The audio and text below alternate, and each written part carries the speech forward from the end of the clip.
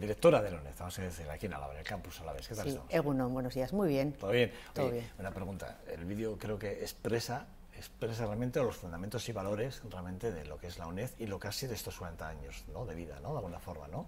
Pues sí, hemos querido ahí reflejar lo que es la labor de la UNED, que yo creo que sí conocemos cuando se habla de la UNED, pero no, yo creo que muchas veces no nos imaginamos la labor que se hace de puertas adentro, ni cómo funciona. Hablamos de una universidad a distancia y en el vídeo hemos querido mostrar que aunque se utilicen las nuevas tecnologías, es una universidad que no es distante con el alumno, que está muy cercana a su estudio diario, a su preparación, con toda la labor que hacen los centros asociados, como el que está aquí en Vitoria-Gasteiz, con las tutorías presenciales, las tutorías virtuales y esa proximidad que tiene el alumno con el profesor tutor. Bueno, ¿cómo llegas, Teresa, cómo llegas a Gasteiz? Porque después de un periplo internacional acabas en Gasteiz. ¿Cómo es ese momento que llegas aquí? Pues mira, llegué a la segunda bala vencida, no a la tercera, sino a la segunda, porque yo me había presentado en el 2002 a la plaza de director cuando salió y habíamos pasado, bueno, todo el proceso de presentación del proyecto de dirección, y cuando estábamos en la fase de entrevista a mí me ofertaron en la plaza de director del Instituto Cervantes en Toulouse y decidí renunciar a esta plaza. Me fui por mi periplo, como dices, internacional. Estuve 4 años en Toulouse, luego 3 años en Burdeos, también en el Instituto Cervantes de directora, y cuando volví, pues volví a quedar vacante esta plaza y me presenté. Y al presentarme esta segunda vez me enteré que había quedado también la primera la otra vez, y bueno, pues al final parece que Vitoria-Gasteiz me llama. ¿Y te hemos recibido bien?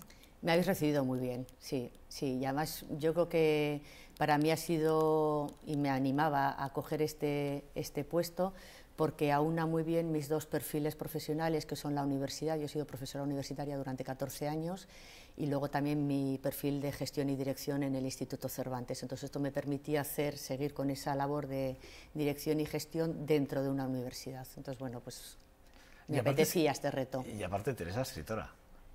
Bueno, escritora, a ver, yo nunca me considero escritora. Yo he escrito 3 libros, pero no, para mí escritor es el que vive de la escritura. Yo no vivo de la escritura, pero bueno, me gusta. ¿Escribes? ¿Eres una escritora? Escribo, me gusta mucho la escritura. He sido profesora de escritura creativa en la universidad durante 5 años, y también eso fue, bueno, pues un reto apasionante, porque con los cambios de estudios que hubo a finales de los 90, pues había ahí un hueco de una asignatura que quedaba por dar, y me dijeron, ¿puedes cubrir tú esta asignatura? Le dije, bueno, a condición de que me dejéis dar lo que quiero. O sea, es una asignatura nueva, yo hago un programa nuevo, y entonces a mí me gustaba mucho todo el tema de fiction writing, lo que es escritura creativa, y me lancé ahí a una asignatura que la verdad que tuvo bastante éxito y muy buenos resultados con los alumnos. No es fácil llegar a Gasteiz y... ¿2011? 2011, mayo de 2011, sí. No recuerdo si era 2011, ¿eh? 2011 no tiene que ser nada fácil, y desde el inicio llegas, a pesar de tu buena gestión y de ser una gestora, llegas aquí y el juego político obliga de alguna forma a que empezamos con los recortes, ¿no? Cortes por aquí, recortes por allí. Es más, yo he recuperado varios artículos de prensa del 2013 en el que a mí me llama mucho la atención. Dice, los recortes de Maroto amenazan los estudios de más de 1.650 alumnos de la UNED, eran titulares que leíamos, ¿no? Y hablaban además de alumnos que oscilaban en edades entre 18 a 40 años. Este era un titular. Otro titular hablaba ya del dinero, ¿no? Hablaba que el acuerdo pactado entre el Partido Nacionalista Vasco y PSE, y hablaban del Parlamento, garantizarían los 140.000 euros de aportaciones para que la UNED pudiese seguir adelante. ¿Estabas acostumbrado a ese tipo de cosas? ¿Ya venías de fuera y tú ese tipo de cosas creías que podían pasar aquí o no?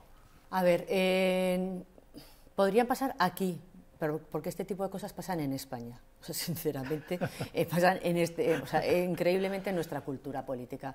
Yo venía de Francia, donde la educación está al margen de cualquier política. Es decir, cuando la ley de educación allá está pactada por todos los grupos parlamentarios y no se plantea lanzar una ley de educación que va a afectar a todos, no se plantea que se saca en minoría o aunque sea una mayoría parlamentaria, pero un grupo político. Eso es impensable. Obviamente, en esas situaciones, en el trabajo de lo que es la educación y la cultura, aunque haya crisis como en todos los ámbitos, etcétera, hay cosas que no se tocan o hay cosas que se respetan porque se entiende que son de todos. Yo creo que aquí tenemos un problema que no es de unos políticos concretos, de un partido u otro, en el que creo que la educación no se entiende que es algo básico de una sociedad. Y para mí ese es el principio sobre el que baso, no mi trabajo que estoy desarrollando ahora, mi forma de entender la vida también. Es decir, sin educación, es lo que decía el otro día en una entrevista en el periódico, si no alimentamos la cabeza es como si no alimentamos el cuerpo, es que no vivimos. No vivimos. Claro. Entonces, como sociedad, una sociedad que permitimos, al menos desde los ámbitos políticos, que el ciudadano no esté alimentado suficientemente su cabeza, qué tipo de sociedad estamos construyendo. Entonces, claro, cuando yo defiendo, y con toda la crisis que ha habido, etcétera, que la riqueza de un país es su conocimiento y que las materias primas más valiosas que tiene una sociedad es el talento de las personas y su formación, pues yo creo que ahí tendría que haber un consenso político de todos. Así de todos. Pero no lo es. Tú, además, en un artículo que también he recuperado por ahí, teniendo de hemeroteca, una frase tuya es: en este país no se valora la formación y así estamos. Así lo decías, esto es literal. Y así nos ha ido, efectivamente. Sí, sí, además lo decías en el 2012. Sí, sí. Nos reconoces en el 2012. Seguimos igual, no ha cambiado nada. Hombre, yo no sé Hombre, cómo... Si te pregunto cómo ha afectado la LOMCE, o cómo va a afectar a la LOMCE en el sistema actualmente de la formación a distancia, ¿qué análisis me haces? No tengo ni idea porque no puedo hacer un futurible de cómo nos van a venir los alumnos. Veremos cuánto dura esta ley y si se mantiene después. Quiero decir que todo, ya sabes que por desgracia en este país las leyes educativas duran 4 años, entonces yo creo que ya en sí mismo es un problema, una educación que se va cambiando constantemente los sistemas educativos, o sea, pobres profesores, pobres alumnos y pobre sistema que no... Pero también yo creo que creo más en la capacidad de las personas que de los sistemas. Entonces creo que al final el ser humano, el que con su inteligencia es capaz de sobrepasarse a un sistema y buscar la formación allá donde está. Es verdad, y yo ahora ya hablo desde mi ámbito, que es la universidad, el que tengamos una universidad como la UNED, que permite una formación flexible, que tienes la formación en el bolsillo, que la llevas en la tableta, que la llevas en el móvil, que la tienes en el ordenador en tu casa, que no estás sujeto ni a un espacio ni a un tiempo, nos da unas posibilidades formativas de una sociedad, no iba a decir culta, pero al menos que en el que estemos formando una sociedad formada, informada, con capacidad de análisis y con capacidad crítica, ya solo con eso lo que mejoraríamos como sociedad. Capacidad de análisis y capacidad crítica. Te digo, y yo no sé si vivo en este planeta junto a ti, porque es la sensación que me da, es lo que yo creo es lo que yo creo que carecemos en la sociedad actual. No somos críticos, lo estamos viendo. Venimos de una tertulia, que creo que has escuchado parte de la tertulia, hemos estado hablando de Sara y Mordaza, y no somos críticos, ¿no? O sea, tienen que venir de fuera a decirnos qué están haciendo en este país, ¿no? De alguna forma, ¿no? Y eso que no somos críticos. Y eso también depende un poco de la formación, ¿no? Yo creo que también en ese sentido la formación ahí tiene un déficit, ¿no? No sé si claro, yo el otro día ciudadano o el propio... No, y los propios sistemas también, y las inercias. Pero yo, por ejemplo, el otro día, en el acto que tuvimos de los 40 años de la UNED... el día 26, ¿no? Fue el día 26, el pasado jueves. Sí que decía en el propio acto, porque había invitado un poquito para hacer una reflexión sobre la universidad del futuro. Ahora se está debatiendo mucho con los cambios el futuro de la universidad. No, la universidad en sí misma como institución siempre va a tener futuro, porque necesitamos gente preparada y bien formada. Y entonces yo sí que apuntaba que la universidad del futuro nos podemos estar siempre proyectando en que son mejoras tecnológicas, desarrollo, pues eso, de medios tecnológicos, innovación tecnológica. No. La universidad del futuro va a ser la universidad que prepare mejor a la gente para establecer gente que sea capaz, en un mundo donde estamos bombardeados por todo tipo de informaciones, encontrar lo que es importante y lo que no. Saber distinguir lo importante de lo accesorio. Saber crear sentido. Un mare magnum de información, ya, pero ¿esto qué sentido tiene? Que sea capaz de analizar de todo esto que estoy viendo, cuál es el problema real de esto. No el ruido mediático, no las tertulias, no por nada, en el que se analizan. Pero el problema de fondo de esto, ¿cuál es? Porque entonces encontraremos las soluciones. Pero claro, para eso tenemos que trabajar y para eso yo creo que está la universidad en esa capacidad de pensar, de analizar, de buscar, de plantearse. Bueno, ¿cuántas generaciones deberían de pasar para estar en esa situación? Generaciones ahora mismo. Porque, claro, yo creo que poco. Si tuviéramos un ministro de Educación inteligente que planteara, claro, una reforma educativa en el que no nos estemos tirando los trastos de si no sé qué asignatura dura, dedicamos 4 horas o 3. Si educación para la ciudadanía tiene estos contenidos o no tiene estos contenidos. Es decir, a mí ya un país en el que se está planteando toda una polémica en torno a una educación para la ciudadanía, cuando vemos que al ciudadano le falta una cultura política y social abismal, en el que no hay un sentido de lo público. No hay un sentido de lo público en el sentido de esto es mío, lo cuido, porque es de todos. Pero tú hablabas antes de la calidad educativa. Y es importante la calidad educativa, pero tenemos que empezar por uno mismo para tener claro qué es lo que queremos. Pero ahí es el juego político otra vez, y perdón que redunde en ello, no es un poco el juego político, ¿no? Un partido que llega al poder, partido que quiere modificar la ley de educación en función de estructuras políticas y no de necesidades, ¿no? De alguna forma. Claro, pero porque ya te digo que necesitamos un ministro de Educación inteligente que llega al poder... Pero solo un ministro, o yo me refería, yo iba más a los políticos, a lo que es el político en sí, en general, porque da igual los ministros que vengan. Ministro que venga de cultura, de educación, venga el que venga, siempre modificamos la ley. No, pero ese es el tema. Vamos a hacer una ley de educación en la que nos pongamos de acuerdo todos los partidos. A lo mejor nos ponemos de acuerdo en 2 puntos, pero en esos 2 puntos estamos todos de acuerdo. Es que lo que no puede ser es que estemos sacando leyes de educación, cambiando 10 puntos en los que no está de acuerdo más que uno.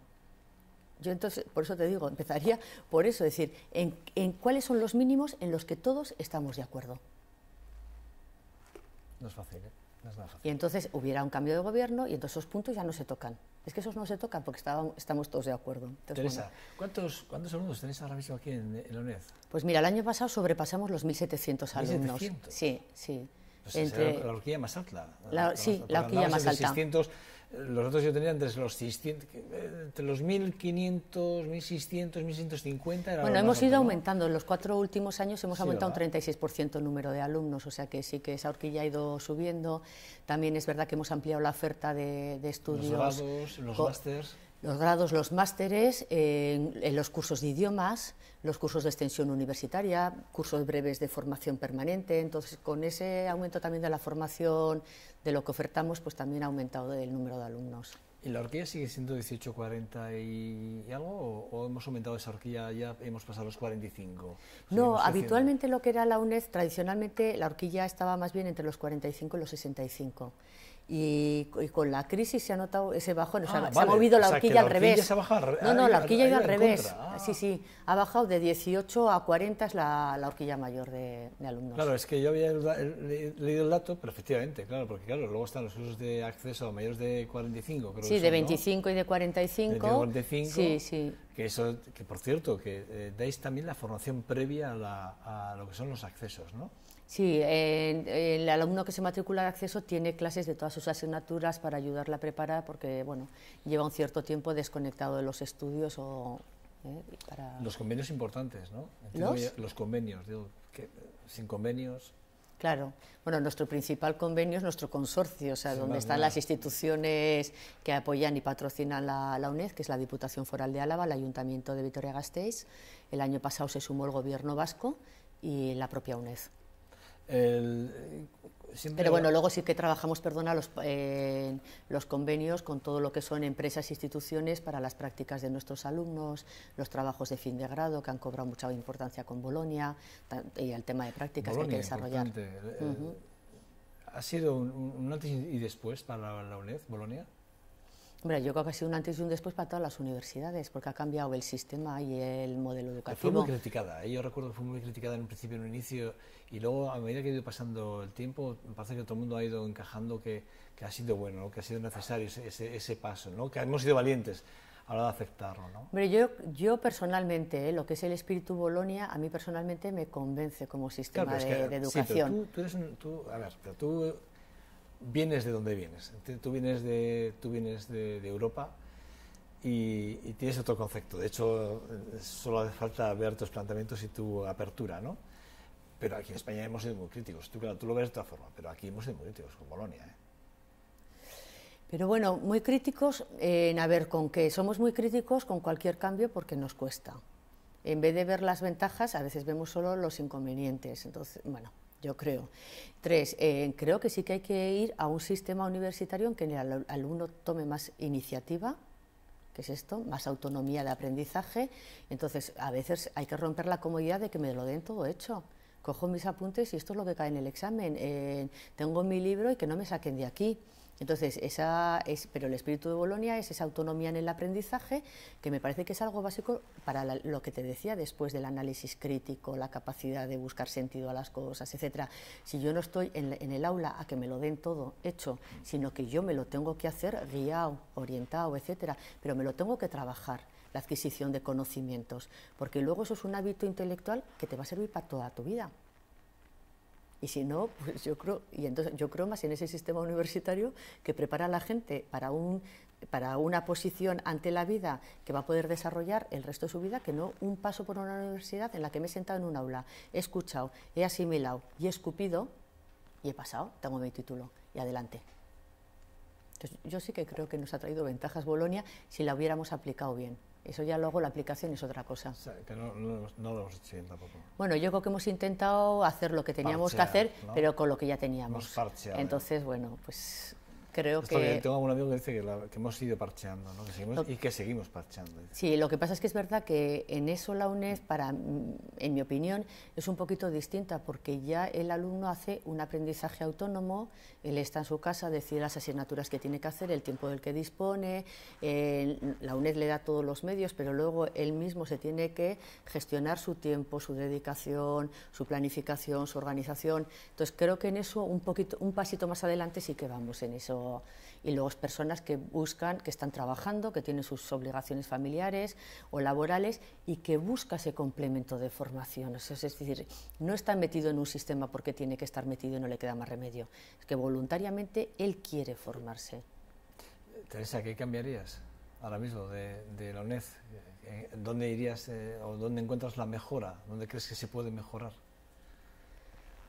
Porque eso supongo que los directores, dentro de vuestro plan estratégico que tendréis ya ideado, y tú que vienes, repito, de una formación, de un trabajo más aperturista de alguna forma, solo tendrás que llegas aquí y habrás visto deficiencias o habrás visto cosas que se puedan ser mejorables, ¿no? De alguna forma. ¿Dónde crees que podemos mejorar? Hombre, lo que pasa es que la universidad es como un mastodonte. Yo digo, claro, una universidad con 250.000 alumnos, los pasos son lentos y cuesta moverse.